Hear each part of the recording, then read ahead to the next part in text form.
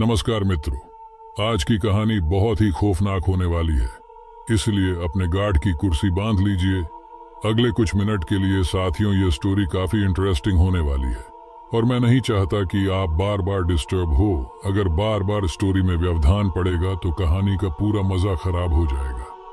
साथियों, मैं आपको पिछले काफी समय से एक बढ़कर एक कहानियां सुनाते जा रहा हूँ, लेकिन आज जो कहानी मैं आपके साथ शेयर करने जा रहा हूँ ना, वह एकदम सत्य घटना पर आधारित है। तो चलिए शुरू करते हैं। दिन सो चुका था पर रात अभी जागी थी।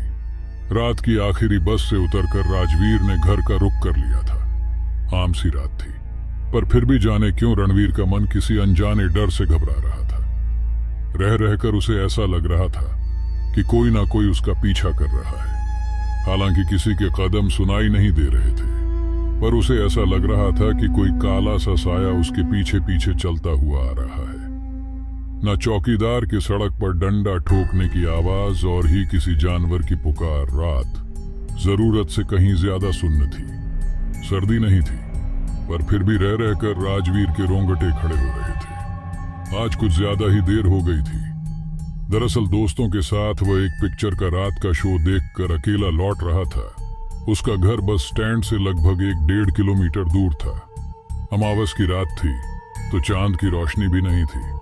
दूर दूर तक लगे खंभों में लगे बिजली के बल्ब उसे ऐसे लग रहे थे जैसे लंबे लंबे साहे हाथ में हाथ डालकर सड़क के दोनों ओर खड़े हो, और वह बल्ब नहीं, उनके चेहरे पर चमकती एक आंख हो। इस तरह की कई बदसूरत आंखें उसे गर रही और उसका पीछा करता साया भी अपना रास्ता बदलने की नहीं सोच रहा था।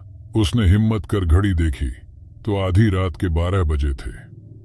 उसने अपने कदम और तेज कर लिए। थोड़ी आगे जाकर वह अपने घर की ओर जाने वाली सड़क पर मुड़ने को ही था कि उसने एक अजीब सा दृश्य देखा। उसने देखा कि एक बहुत बूढ़ा आदमी सड़क के किनारे नीचे किताबें बेच रहा है, और उसने अभी अभी दुकान लगाने की शुरू की थी, क्योंकि वह अपने साथ लाए झोलों में से अभी किताबें निकालकर सजा रहा था। राजवीर को किताबों का बहुत शौक था। किताबें देखते ही वह बिल्कुल भूल गया था कि वक्त क्या हुआ है। वह सीधा उस बूढ़े के पास गया और बोला, ये आप इस समय दुकान क्यों लगा रहे हैं? पहले तो बूढ़े ने कोई जवाब नहीं दिया, पर एक बार फिर राजवीर ने जोर देकर पूछा तो बूढ़ा बोला, मेरे ग्राहक इसी वक्त ही आते हैं। इतना बोलकर वह वापस अपना काम करने लग गया। राजवीर ने ध्यान दिया तो वह सारी की सारी किताबें भूतों, प्रेतों और चुड़ैल और डायनों से वास्ता रखती थी। यहां वहां टटोल कर उसने एक किताब उठाई जिसका नाम था सुसाइड नोट। आप यहां रोज बैठते हैं बाबा? राजवीर ने पूछा तो उस बूढ़े ने जवाब दिया, जिंदगी के ठिकाने हैं तो मौत के भी ठिकाने हैं। जहां मुझे मौत इशारा करती है वही दुकान लगा देता हूं। मतलब कुछ समझ नहीं आया अंकल?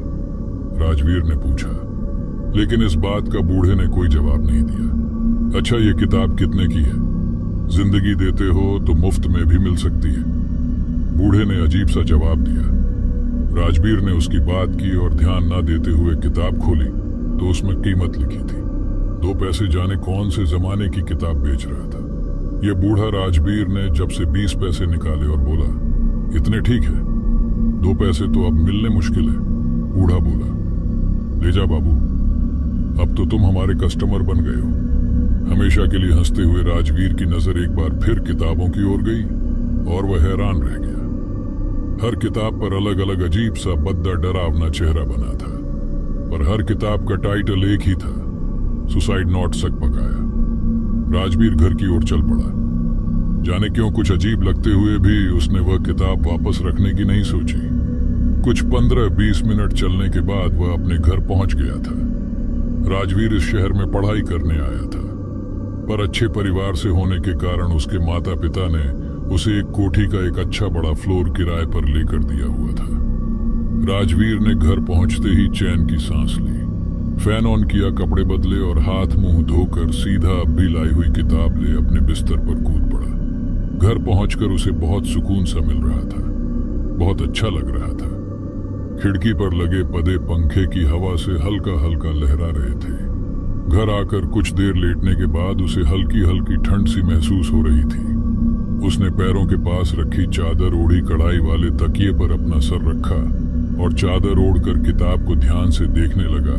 अजीब सा कवर था उस किताब का। एक पल को तो उसे ऐसा लगा कि कवर पर बना चेहरा बिल्कुल असली है। उसे ऐसा लगा जैसे उस चेहरे की आंखों की पुतलियां हिल रही हैं और लगातार उसे घूर रही है। उसने किताब के कवर को थोड़ा बहुत घुमाया तो उसे लगा कि कवर में बना चेहरा भी कवर के साथ साथ घूम रहा है। पर कैसे भी उस किताब को घुमाए, उस किताब के कवर पर बने उस आदमी की आंखें जैसे उसी के ऊपर गड़ी है। उसके लिए उस किताब के कवर से नजरें हटाना बड़ा मुश्किल हो रहा था।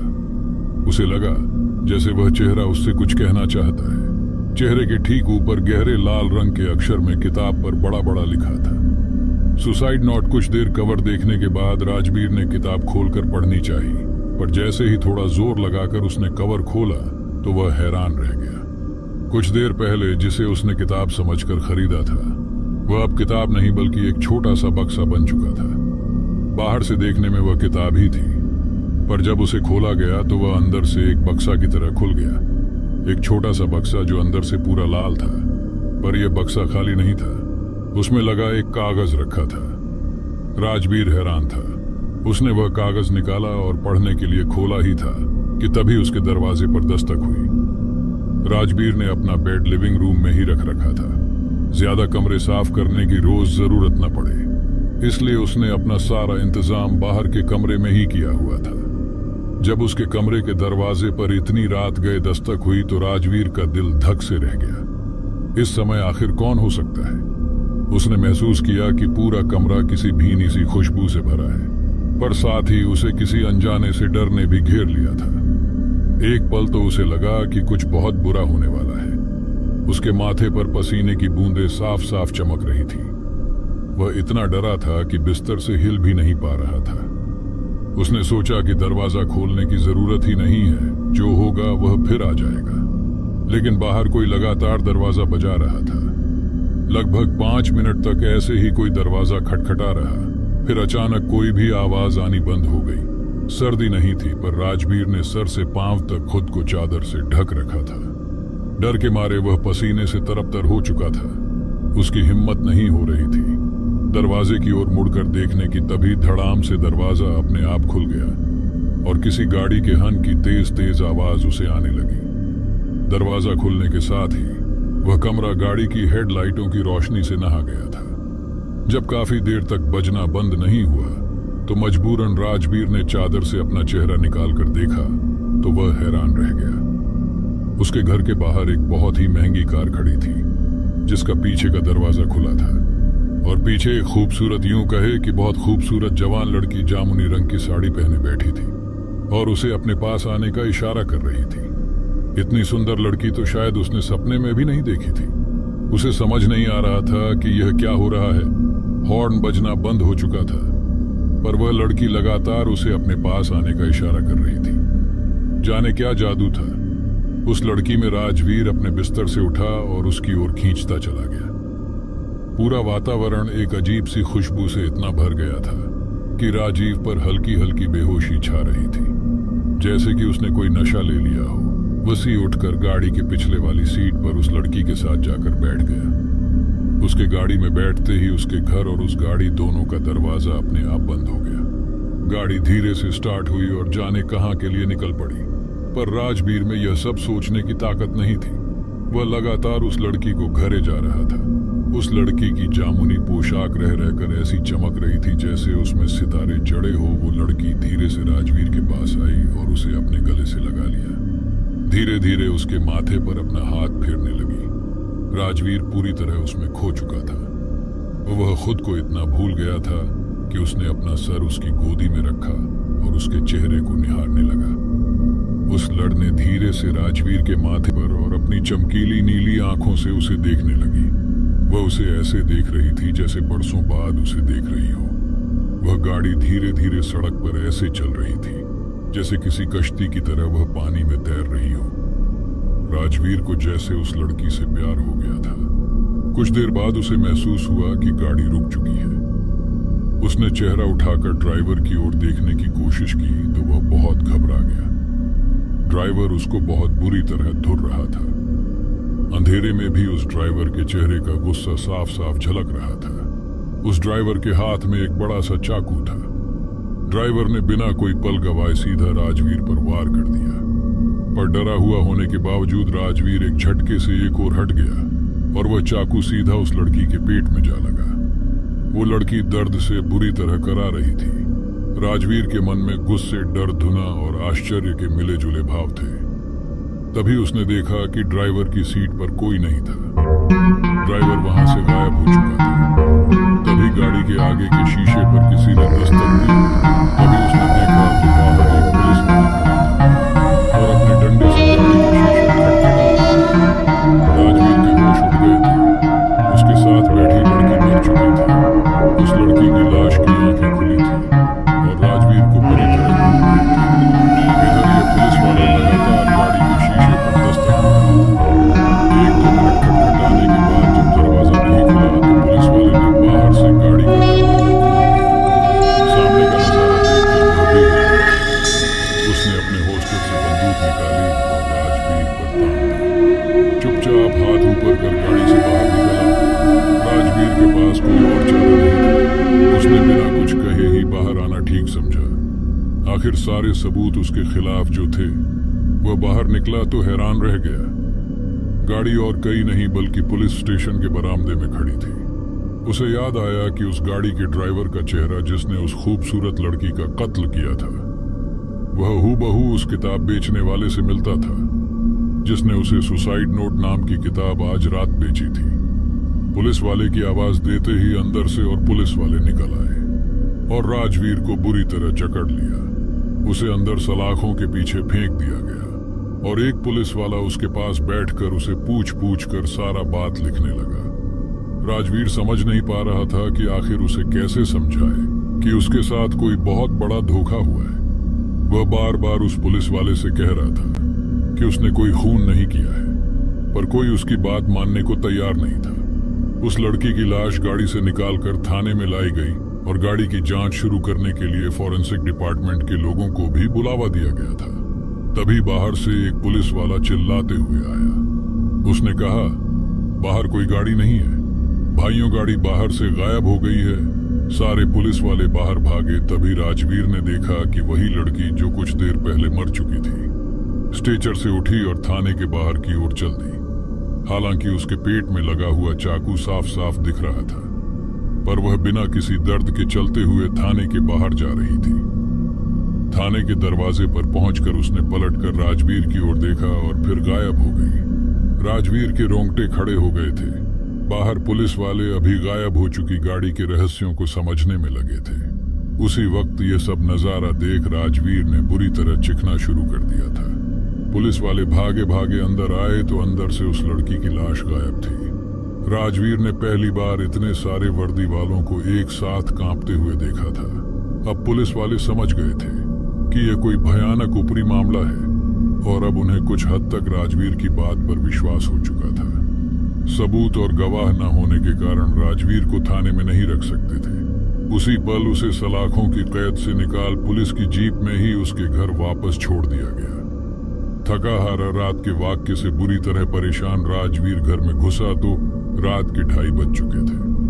उसने देखा कि किताब की शक्ल में वही मनहूस बक्सा अभी भी उसके बिस्तर पर पड़ा था और उस पर बना वह भयानक चेहरा अभी भी उसे घूर रहा था। उसने गुस्से में वह बक्सा उठाया और घर के बाहर फेंक दिया। उसके बाद वह सीधा जाकर अपने बिस्तर पर लेटा और नींद ने बेहोशी की शक्ल में उसे बुरी तरह जकड़ लिया। रात का सन्नाटा और गहरा हो चला था। बर्फ से ठंडी किसी चीज के छूने से राजवीर की आंखें धीरे धीरे खुल रही थी, पर बर्फ सी क्या, यह तो बर्फ ही थी। उसने महसूस किया तो मालूम हुआ कि वह अपने बिस्तर पर नहीं बल्कि कि एक मोटी सी बर्फ की सील पर लेटा था। उसके कपड़े बदल चुके थे और उसके आसपास उसके सारे रिश्तेदार इकट्ठा हो बुरी तरह से रो रहे थे। उसके माता पिता उसके पास बैठे आंसू भरी आंखों से लगातार उसकी ओर देख रहे थे। उसकी माँ रह रहकर उसके माथे पर हाथ फेर रही थी और बुरी तरह रोए जा रही थी, पर ऐसा कैसे हो सकता था? वह तो वापस आकर अपने बिस्तर पर ही सोया था। फिर ये सब क्या था? राजवीर ने महसूस किया कि वह जिंदा था, पर चाहकर भी हिलडुल नहीं पा रहा था। उसका शरीर किसी मुर्दे की तरह बेजान पड़ा था। वह सब कुछ महसूस कर रहा था, पर नहीं उसका दिल धड़क रहा था और ना उसकी नब्ज चल रही थी। अपने रिश्तेदारों के साथ ही उसे पहले मर चुके अपने पुरखे और कई और भयानक आत्माएं उसके आसपास चक्कर लगाती दिख रही थी। कुछ हंस रही थी तो कुछ रो रही थी और कुछ ऐसे ही शून्य में ताकती जा रही थी। उसने मुंह से बोलने की पुरजोर कोशिश की। वह चीख चक्कर सबको यह बताना चाह रहा था कि वह जिंदा है, मरा नहीं, पर उसके शर का कोई भी हिस्सा अब उसके काबू में नहीं था।